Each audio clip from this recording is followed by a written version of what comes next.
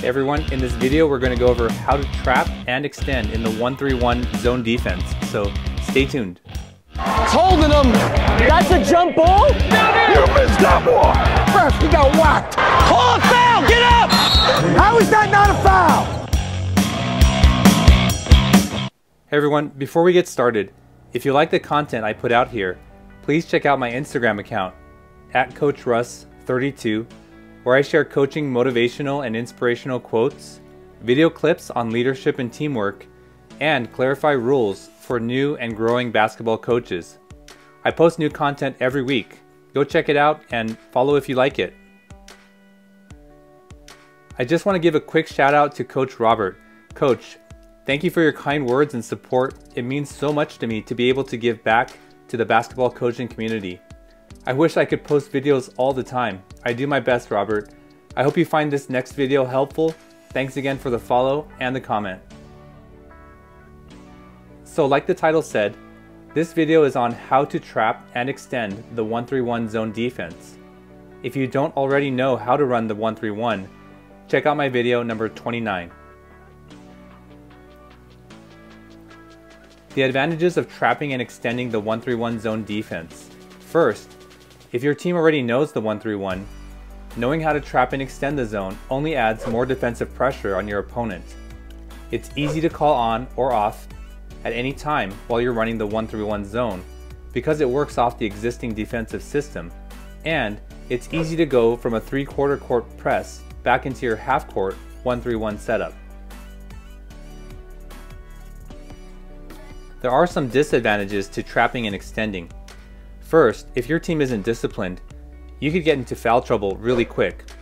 Second, even though the 1-3-1 is a zone defense, it definitely takes a lot of energy to run. Trapping and pressing takes a lot of energy and can quickly zap an unconditioned team fast. It also takes some time to teach and learn. If you're a defensive-minded coach like me, get your players excited about forced turnovers, steals, and empty possessions for your opponents. They'll love to learn new ways to accomplish these goals if you set them. There are specific areas where we want to trap from the 1-3-1, the 2 high corners near half court, the 2 baseline corners, and if we're extending to a 3/4 press along the sidelines here.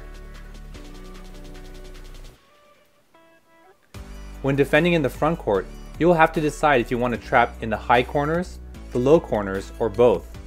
You can trap in both the high and low corners, but my advice would be to stick to one or the other, especially if your team is just learning this trap. There are some advantages to splitting up the traps between high and low. 1, it saves energy on defense, and 2, you can make in-game modifications. If your opponent has great ball handlers up top and weak ball handlers playing near the corners or around the paint, it would make more sense to run the low trap, and vice versa if they have poor ball handlers up top. And lastly, if you're switching up your traps every few possessions, it makes it difficult for the defense to adjust to what you're doing. Let's look at the setup and rotations for the high trap out of the 1-3-1. We call it 13. Coaches, it's best to let your team know what you're running well before your opponent is in their front court. If you want to run the high trap, make sure your team knows well in advance and avoid confusion on the court. For example, you may tell your team to be in 13 before taking the court, or tell them, hey, we're only in 13 after a made basket.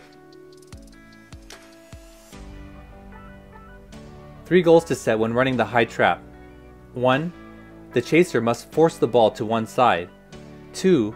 Our ball side wings should look for good opportunities to trap, and not just trap every single time. And 3. The wing cannot allow our opponent to dribble out of the trap down the sideline. Here we're in 13. Our opponent is bringing the ball up the court, and our chaser forces the ball to the sideline.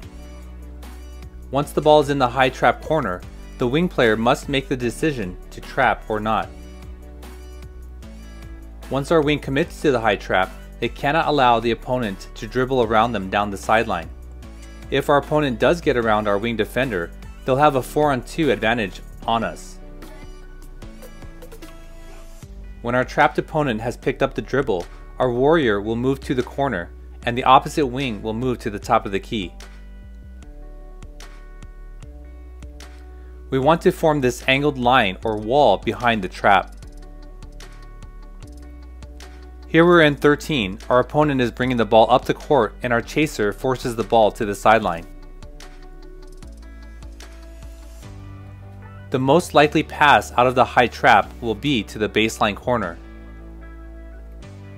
This is because we have the high post covered by our center and this skip pass up top covered by the opposite wing.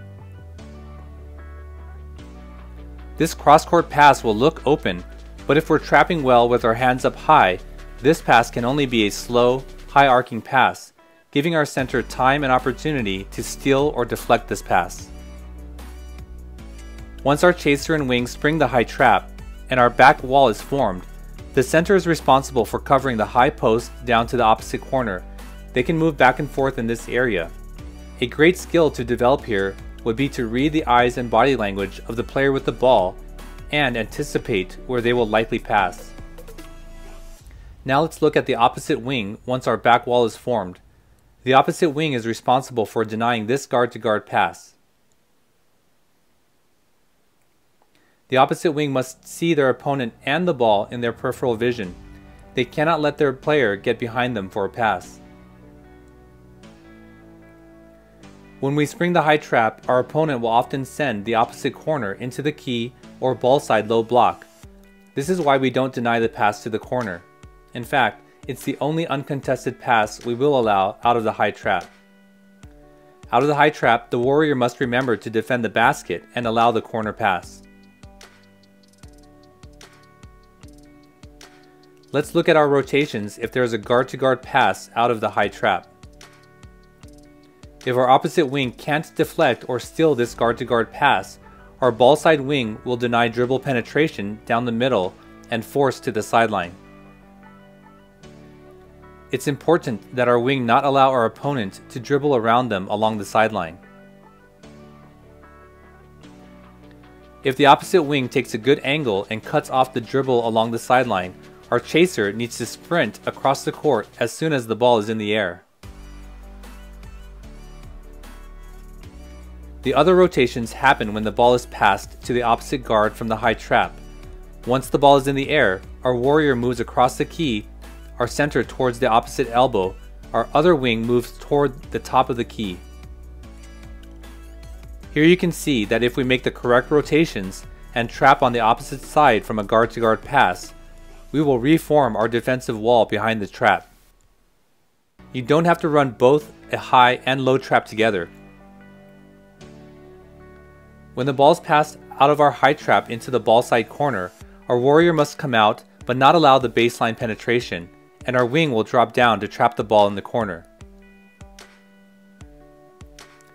Once our wing and warrior move to trap in the bottom corner, our center must drop down to the low block, our opposite wing slips into the key, and our chaser moves to the top of the key, forming the wall behind our trap. From this low trap defensive position, we will allow this pass back up to the top guard. Our center is responsible for this area around the basket, and we will give up this difficult cross-court pass. We'll cover that defensive rotation later on in this video. The other coverages when we trap in the bottom corner are, our wing covers this top area of the key, and our chaser is responsible to take away this cross-court pass. Now let's look at the defensive rotations if our opponent makes this cross-court pass.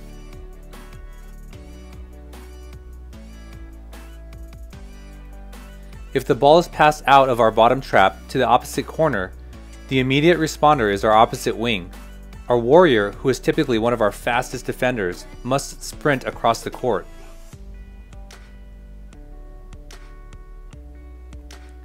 The other rotations that happen when the ball is passed out of our bottom trap to the opposite corner are, our center moves to the ball side block, our wing moves into the key, and our chaser drops back to take away the cross-court pass. You'll notice that with this cross-court pass rotation, we still form this wall behind our bottom trap.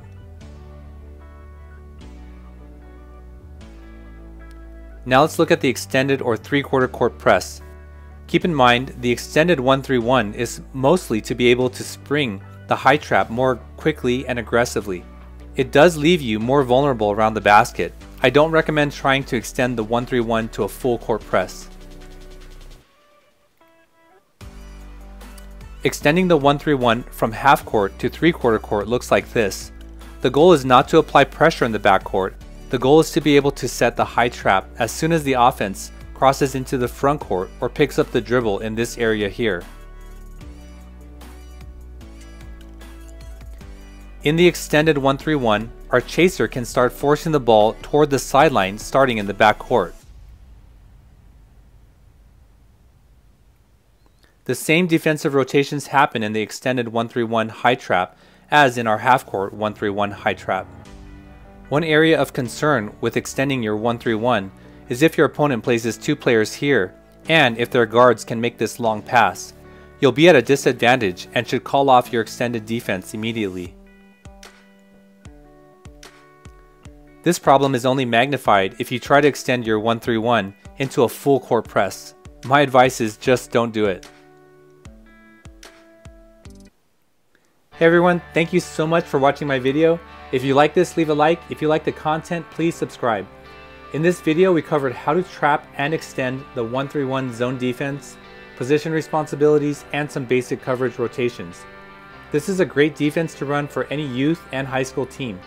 It's not an easy defense, but if you can run it well, lots of teams will have trouble getting around it. If you'd like to get in contact with me, you can email me at coachrussvideos@gmail.com. Thanks again for watching and have a great season.